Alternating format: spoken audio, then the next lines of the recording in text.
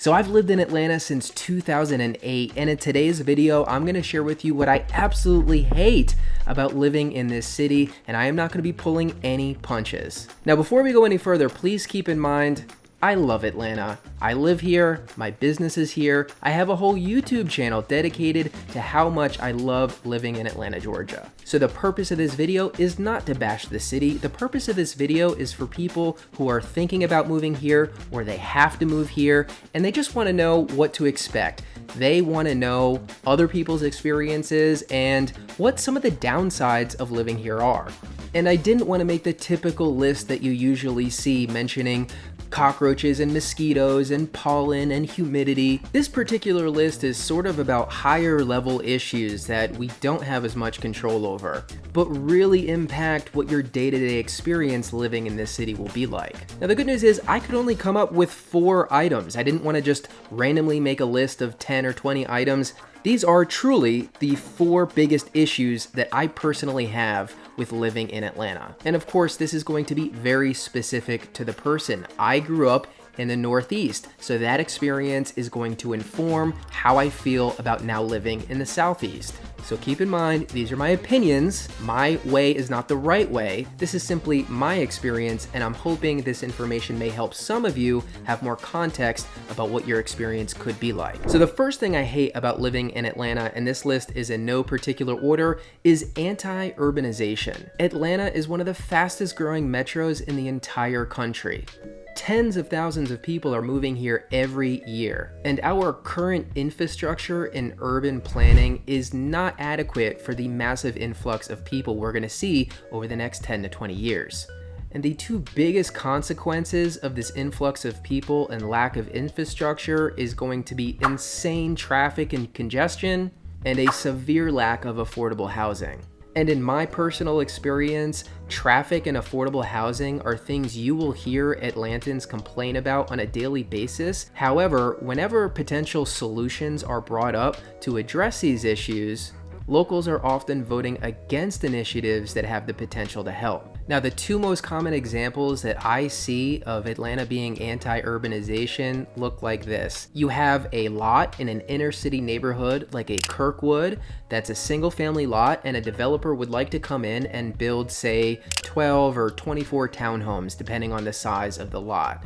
Well, the local community will often vote against that because although they like the idea of more affordable housing, they don't want more dense affordable housing in their immediate backyard. They want their big single family lot, and they don't want to see an apartment building or a condominium or a townhome across the street or down the block. So we consistently see opportunities for these inner core neighborhoods to get more dense by putting more housing on a lot than just one single family home. And very often the people in these neighborhoods, and it's not one specific neighborhood, it's neighborhoods all over the city, are voting down these zoning changes in their community meetings, and these developers are forced to look elsewhere. Now look, I know very often developers are the bad guys, and the way they approach these projects do not account enough for the implications that the project would have in that neighborhood. But I'll just give you another example. There's a major development in the works in the Ponce Highlands area around Ponce City Market, where a large section of parking lots are going to be developed over. And this is a very popular nightlife spot for Atlantans. There's really popular clubs over there that have been there for a long time. This is a beloved area, which I totally get.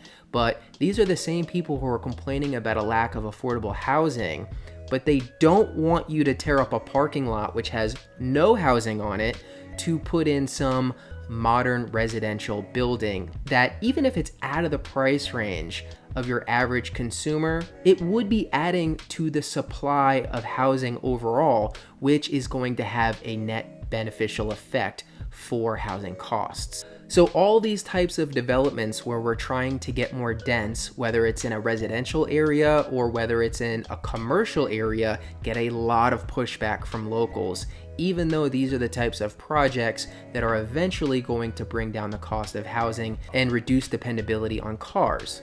Many people love the Beltline, however, they don't want light rail on the Beltline, which is the exact intended use it was originally developed for. They'll tell you it's already too crowded or it's going to ruin it. When in reality, this has the potential to completely transform the city and be a major step towards us being at least a little bit less car dependent. So there are a lot of examples like this in the inner city area. Now, outside of the city, in the suburban areas, you see it more often with voting against expansion of public transportation, particularly areas like Cobb County and Gwinnett County, where it would be no doubt mutually beneficial economically in a bunch of different ways for MARTA to expand out to the areas where a lot of people who are living and working in the inner city, having transit where you can get out there. Our heavy rail and our public transportation in general in Atlanta is sorely lacking. It's way too dependent on an underfunded bus system. But again, anytime measures come on the ballot in not just these counties, but any of the surrounding counties of the city, where there's the potential to invest in and develop or expand or start MARTA connectivity projects, they do not get voted through. And the reality is we can only build so many more lanes onto highways, or so many more highways themselves. We are currently extremely car dependent. It's hard to imagine a scenario living and working anywhere in metro Atlanta where you absolutely don't need to own a car. And as a consequence, we have some of the worst traffic in the country. The roads are dangerous. So generally speaking, in my experience, Metro Atlanta is pretty anti-urbanization, even though they complain about things that urbanization would directly address and help. And as someone who lives there, this is extremely frustrating because the problems that we're currently seeing in the city are only going to be compounded by the massive amount of people that are moving here. So I really wish Atlanta would get on board with some urbanization projects and help us become more dense and less car dependent. The second thing I hate about living in Atlanta are all the corporate chains. Atlanta is growing so fast. There are major new developments in every part of the city that you go. And when you have a new strip center, I can pretty much tell you off the top of my head all the businesses that are going to be in that strip center, depending on the area. But these strip centers, instead of having any independently owned places or just a one-off that you've never heard of, you know, it's gonna have a tropical smoothie and an AT&T and a Chick-fil-A, or one of a dozen of the other biggest corporate chains that you could possibly think of in that strip center. Now, I get it, you're gonna have basic amenities that people need, like banks or urgent care. I'm really talking more about the restaurants or retail stores. We have a severe lack of independently owned businesses, whether it's restaurants or retail in this city. And this is one of those things that you may not even notice at first, or it doesn't strike you as big of a deal. But as soon as you travel to another city that has more independently owned places, you're really gonna notice the difference. For example, I spent a lot of time in Portland, Oregon because I have family there. It's unbelievable how many independent shops, whether it's restaurants or retail, there are. I mean, it's like a throwback to a different area. And that's probably an extreme example and a little bit unfair to Atlanta because I know they have very aggressive laws in Oregon that protect those businesses, but wow, what a stark difference. Even the high-end dining here is usually controlled by a big restaurant group that has 6 other places under their control, which again, not the end of the world. Those restaurants can still be very good, but I think we all understand and appreciate the specialness and magic of an independent owner, right? Someone whose livelihood depends on that business that you can go in and support, and more importantly, a place that you've never been to before, right? Where you don't know what kind of experience you're gonna get. You could get a very unique experience, good or bad. But I know personally, all my favorite places that I've ever shopped have been independently owned, right? I don't really have favorite corporate chain. I mean, I guess we all have favorite corporate chains to some degree. But as far as I can tell, there are little to no protections or incentives for small business owners, or at least not significant enough to be able to compete with these major chains. And to be honest with you, I think it erodes the culture here to a certain degree. Now, Atlanta, of course, does have culture, and in my opinion, it's specifically revolving around the civil rights movement, entrepreneurship, and music, which is all wonderful and is something that is distinct and unique about this city. But I do think there's a bit of a void here culturally, specifically related to restaurants and retail businesses. And because of these things, I have to say, just generally spending your money as a consumer in this city would be in the con category for me. Of all the great things there are about living here, the restaurant and retail shopping scene are not one of them. The third thing I hate about living in Atlanta, and to be really honest with you, this is probably number one for me, and I'm sure I'll get a lot of level-headed, reasoned responses in the comments about this, but everyone owns a gun here.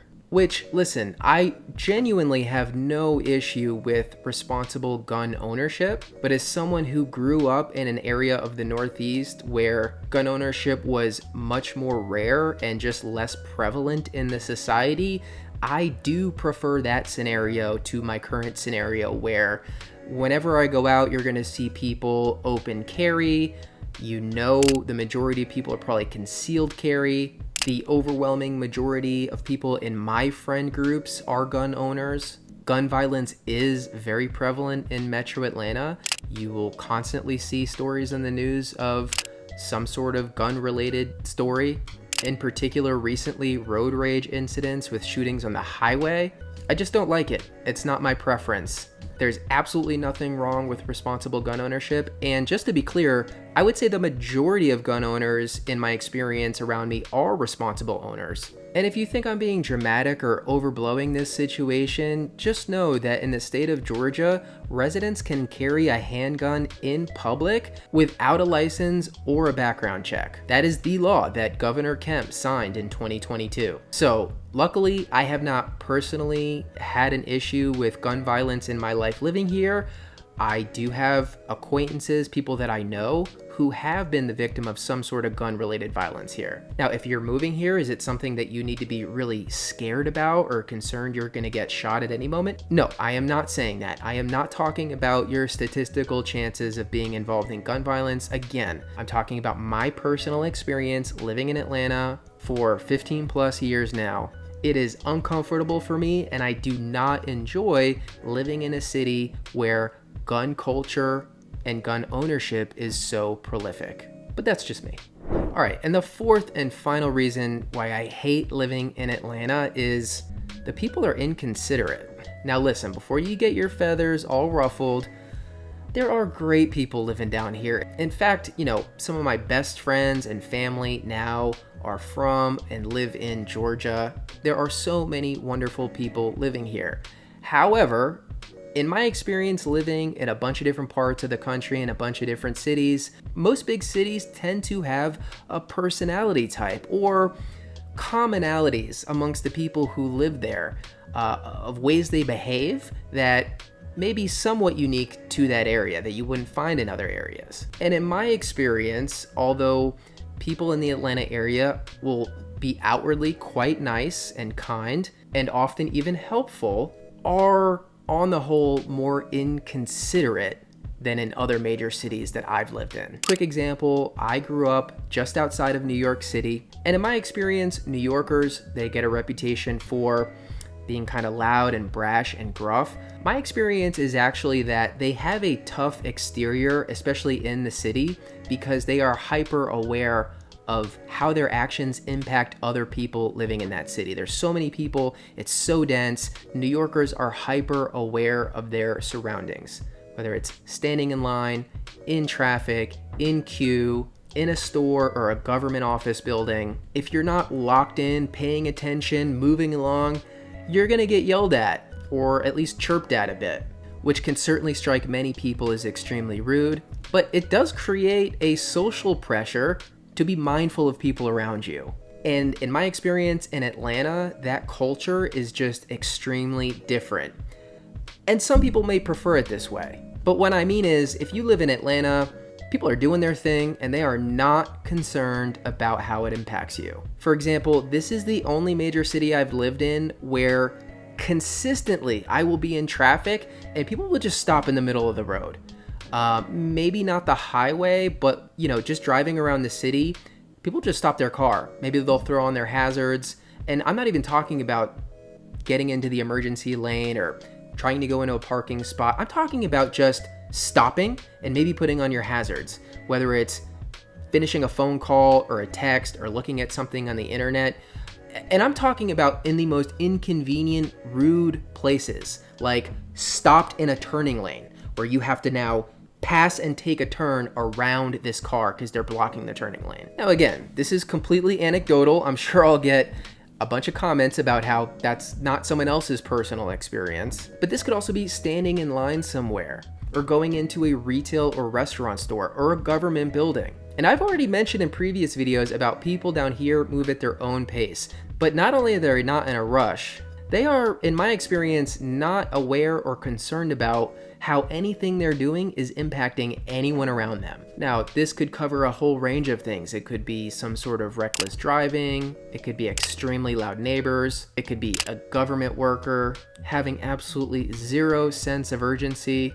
Honestly, it's kind of hard to distill down and give you concrete examples, but if you had a scale and on one end of the scale and the extreme opposite is Japan, where the entire society and culture is keyed in and takes pride in everything about how everything they do impacts everyone else, right? And I'm not saying that's the standard we should all hold ourselves to. I'm just saying for context, if Japan's at the top of that scale, Atlanta is on the other end. This is a city where people do their own thing. They don't really care how it affects anyone else. Now, I will say the flip side of that is people are going to get less pressed here if you're doing something that infringes on them, right? They're going to be, I think, less likely to directly complain to you. They'll just move on and do whatever they're doing. So it does go both ways, but there is hardly any sense of societal pride or awareness of how your actions impact other people in the small society that you're living in my experience, okay? And again, these are generalizations, these are anecdotes, this is my experience, okay? But those are honestly the 4 things that I hate most about living in this city. So if you heard me talk about those things and it didn't sound so bad, that's great. You know, you might love living here. And again, this is a fantastic place to live. These are really my hardcore critiques, right? I'm not pulling any punches. I didn't leave anything off the list. Okay, I'm a resident here over 15 years. These are genuinely the 4 things I hate most about living here. They're specific to me. None of these may have landed for you, which, you know, great. You're gonna have a different experience, but, you know, I know some people are having to move here or planning to move here. They don't know what to expect. So I just want some honest feedback for you so you know what you're getting into, good and bad. The channel is always gonna be geared more towards the good, because I'm a positive person and I want to uplift Atlanta and expose people to what a wonderful city this is, but I do have to balance it out with the honest reality. No city is perfect, and these are some of the things that are most difficult for me as someone who's lived here for quite a long time. So as always, I really hope that provided you value. Please do me a favor and hit subscribe if you haven't already. It's a free way to support my channel. You can work with me, book an appointment, call me. I love when my viewers become clients. Post a comment, let me know what kind of content that you want to see in the future. Thank you so much for watching and supporting this channel, and I'll see you next time.